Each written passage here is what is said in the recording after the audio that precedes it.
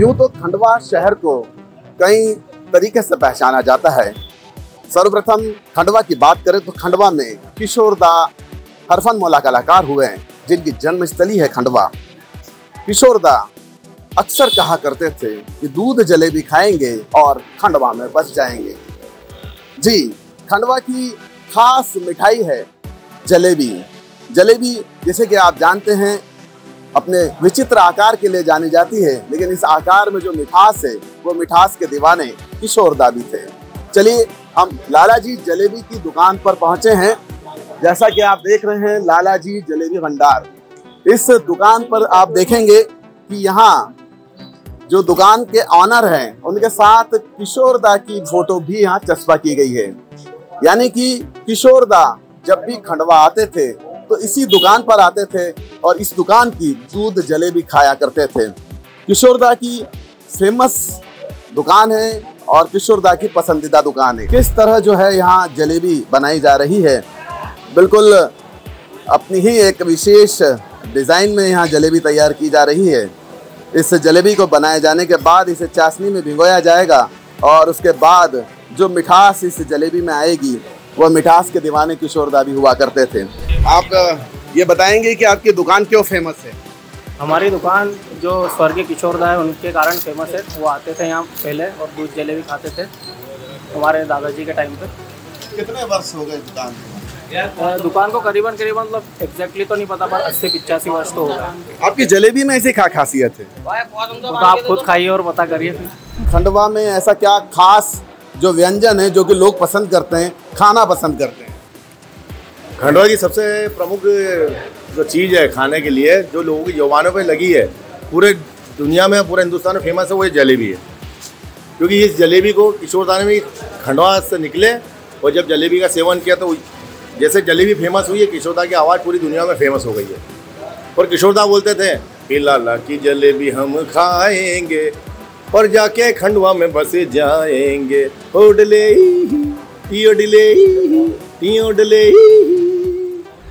तो जैसा कि यहाँ किशोर दा के प्रशंसक भी मौजूद है और वे बता रहे हैं कि किस तरह जो है लाला की जलेबी इस जगह पर फेमस है। आप लोगों ने भी लाला की जलेबी खाई है? बिल्कुल खाई है साहब, बहुत खाई है, बचपन से खाते चले आ रहे हैं। और बाद में पता चला कि किशोर दा भी यहीं की जलेबी खाते थे। थोड़ा थोड़ा उनका गला हमारे गले में भी आ गया है, ज़्यादा तो नहीं आया है, पर अभी गाने में मैं असमर्थ हूँ। आप बताइए लाला जी की जलेबी क्यों फेमस है? मैं पंधाना रहता हूँ, वैसे पंधाना का निवासी हूँ। ये सब किशोर प्रेमी जितने भी है खंडवा से, राजा भैया और ये सब मेरे मित्र हैं। तो मैं जब भी आता हूँ तो राजा भैया जो है, मेरा भी संगीत से बड़ा प्रेम रहा। किशोर मेरे बहुत प्रेरणा स्रोत रहे हैं और जब भी किशोर दा की याद आती है तो हम लोग यहाँ पर आते हैं, उनको जो उनकी पुण्यतिथि और ये है उनका मनाने आते हैं। और हमेशा खंडवा से हमारा बहुत लगाव है।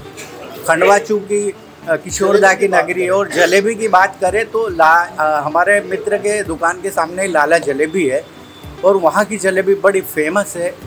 क्योंकि किशोर दा हमेशा जब भी आते थे तो यही दुकान की बात करते थे कि लाला की जलेबी खाएंगे और खंडवा में बस जाएंगे। लाला की जलेबी खाएंगे और खंडवा में बस जाएंगे, ये जो एक नारा है ये किशोर दा ने दिया था। और किशोर दा के बाद से ये दुकान जो है लाला जलेबी भंडार, ये खंडवा में ही नहीं अपितु निमाड़ सहित पूरे देश में भी प्रसिद्ध हो चुकी है। क्योंकि अक्सर किशोर प्रेमी जब खंडवा आते हैं तो खंडवा आने पर वे इस दुकान पर आना नहीं भूलते हैं और यहाँ की जलेबी खाना नहीं भूलते हैं। आइए पुनः चलते हैं, जलेबी कैसे बनती है हम जलेबी बनाने वाले कारीगर से बात करेंगे।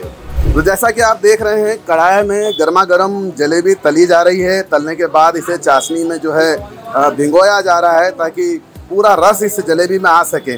हम इन्हीं से जानेंगे भाई साहब से किस तरह जो है इस जलेबी को तैयार किया जाता है, कैसे बनाते हैं, सब पूरा प्रोसेस बताएंगे। क्या क्या मिलाते हैं? दूध, मावा, मैदा यहाँ मिलाना पड़ता है।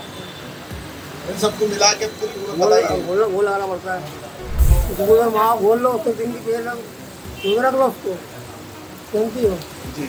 दूध, मावा और मैदा इसको मिला करके जो है एक दिन के लिए जो है घोल में रखा जाता है। इस घोल को जो है एक दिन रखा जाता है। जब उसमें प्रॉपर खमीर उठ जाता है, खमीर उठने के बाद उसे जलेबी के रूप में बनाया जाता है। तो यही है खंडवा की खासियत जो कि हम इस फूडी कार्यक्रम में आप तक लेकर पहुँचे हैं। इसके बाद हम खंडवा की और भी जो अन्य विशेषताएं हैं वे हम आप तक पहुंचाएंगे।